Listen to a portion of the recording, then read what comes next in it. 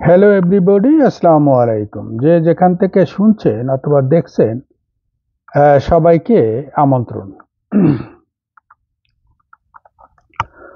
তো অনেকদিন পরে আবার আসলাম।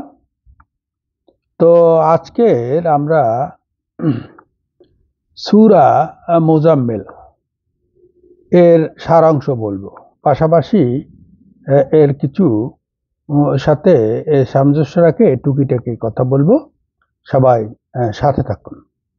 এই সূরাটি হলো পবিত্র কোরআনের 73 নাম্বার সূরা। সূরাটি ছোট, সূরাটিতে মাত্র 20টি আয়াত আছে।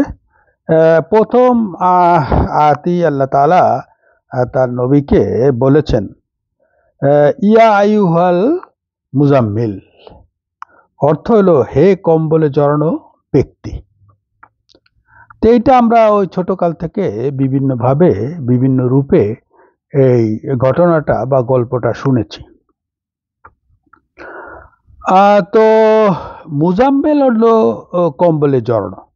আমাদের নবী করিম সাল্লাল্লাহু আলাইহি সাল্লাম আল্লাহর মনোনীত এবং আল্লাহ তাআলা তাকে নবী হিসাবে ফিট করেছিলেন। তারপরও সে ওহীর ভয় এবং আবেগে কাঁপতেছিল। কেঁপে সে কম্বল মুড়া দিছিল। তো আল্লাহ তো আল্লাহই মহান, তিনি ওই নবীকে ওই কম্বল থেকে উঠাইছেন এবং তাকে সম্বোধন করেছেন হে কম্বল জড়ানো ব্যক্তি।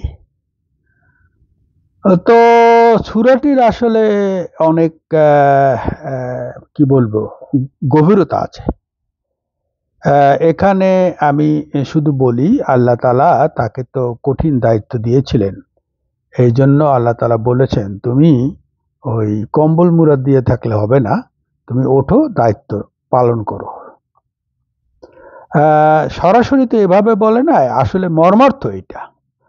তো আমরাও তো এই কিছুটা আল্লাহকে অনুসরণ করি আমাদের বাচ্চা কাচ্চা মানুষ করার জন্য। আমরা নানা সময় তাদের বলি, দায়িত্বের কথা বলি, একটু ঘুমাইতে কম বলি, পড়াশোনা করতে বলি। তো আল্লাহ তার নবীকে বলেছে, চমৎকার। এখানে আরো আল্লাহ নৈকট্য পাওয়ার জন্য এই সূরাতে কিছু মানে নির্দেশনা দিয়েছে। যেমন নামাজের কথা বলছে, নামাজের কথা বলছে, স্পেশালি তাহাজ্জুদের কথাও কিন্তু এই সূরাটাতে আছে। তাহাজ্জুদ হলো গভীর রাত্রে পড়তে হয় এবং আল্লাহর সাথে কানেক্টিভিটিটা বাড়ে। চারিদিকে নির্জন, আপনি একাকী জায়নামাজে আছেন, দেখবেন একটা অন্যরকম ভাব গম্ভীর্য আছে। তো এইটা আমাদের নির্দেশনা আল্লাহ তাআলা দিয়েছেন এই সূরাটিতে। আর একটা কথা বলেছেন যে আমাদের ধর্ম বা আমাদের ধর্মের যে করণীয়, এগুলো কঠিন না, ইজি ইজি করে দিয়েছেন আল্লাহ। ইজি করে দিয়েছেন। ওই ছোটকালে যে হুজুর মানে বক্তব্য শুনেছি বা এখনো যে শুনি, তাতে মনে হয় ধর্মকর্ম কঠিন। আসলে না, আল্লাহ অনেক ক্ষেত্রেই মার্জনা করেছেন, অনেক ক্ষেত্রে সহজ করে দিয়েছেন। নামাজ, রোজা, হজ, যাকাত, এভরিথিং। এই যে আমরা অনেকে রোজা রাখে খুব কষ্ট করে, মানে এমনও হয় যে ওই রোজা রাখতে রাখতে মারা গেছে। আল্লাহ কিন্তু এই কথাটা বলেন, কারণ জীবিত থাকাটা ইম্পর্টেন্ট। যতদিন হায়াত পাওয়া যাবে অতদিন আল্লাহকে ডাকা যাবে। এখন একটা আপনি ধর্ম করে আপনি মারা গেলেন, হ্যাঁ, তাতে তো লাভ হইল না কিছু। যাই হোক, আরো কিছু বলি। আর ওই যেন ওই আল্লাহ তাআলা ওই সব কিছুই ধীরে সুস্থে করতে বলছি। ইভেন কোরআন তেলাওয়াত করে আমরা ফটাফট করে, এটাও না, ধীরে বুঝে তারপর করতে বলছে। তারপর ওই যে বললাম না, আল্লাহ তাআলা বলেছেন ওঠো, তোমার দায়িত্বর সময়। আল্লাহ তাআলা ওনাকে ওইভাবেই তৈরি করছেন। দেখেন এই কাফের, মুনাফিক, বিধর্মী এরা হযরত মুহাম্মদ সাল্লাল্লাহু আলাইহি সাল্লামকে বহু জ্বালাতন করছে, অত্যাচার করছে, বহু কিছু করেছে। কিন্তু উনি সেটা ধৈর্যের সাথে মোকাবেলা করেছে এবং উইন করেছে। যেখানে মাত্র 6 জন ছিল, প্রথম একজন ছিল, সেখানে আজকের গ্রোয়িং ধর্ম হলো মুসলিম। এবং একসময় আরো এরা ব্যাপকতা বাড়বে। এখন আমরা আছি 2 নাম্বার পজিশনে, 1 নাম্বার পজিশনে আমরা সহসাই যাব, কারণ আমার দেশ বিদেশের অভিজ্ঞতা আছে।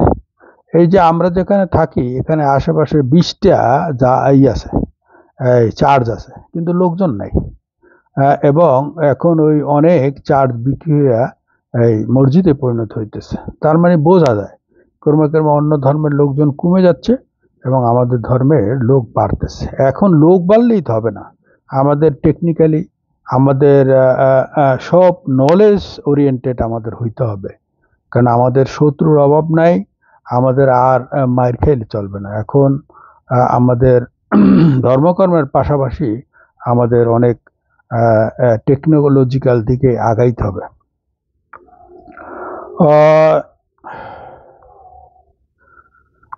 এখানে আমি সারাংশটা বলি। এখানে আল্লাহ তালা ইসলামে কোনো কঠিনতা চায় না, এটা বুঝাইছে আল্লাহ। এবং আল্লাহ আমাদের দুর্বলতা জানেন, আমাদের উপরে আল্লাহ তালা খুবই সহানুভূতিশীল, তাই ইবাদতকে সহজ করেছেন, তবে অবহেলা নয়। তো আসলে আমি তো বাংলা পড়ার লোক, আমি এরপর আরও কিছু বলবো, আপনারা ভুলভ্রান্তি ক্ষমা করবেন। আসুন সবাই আমরা আল্লাহকে ডাকি, বিশেষ করে তাহাজ্জুদে ডাকি, কানেক্টিভিটি বৃদ্ধি করি। আর তাছাড়া আমরা মুসলমান পৃথিবীর বুকে একটু টেকনোলজিক্যাল পয়েন্ট অফ ভিউতে এগিয়ে যাই, এইটাই আমরা প্রত্যাশা। তাহলে আমরা যদি টেকনিক্যালি আগাই যায়, আমাদের সবাই সম্মান করবে, সমীহ করবে। তো এরপরে ভিডিও বলবো বাংলাদেশ নিয়ে, আপনারা সাথে থাকবেন, আমার চ্যানেলটি সাবস্ক্রাইব করবেন। ভালো থাকেন, সুস্থ থাকুন, খোদা হাফেজ।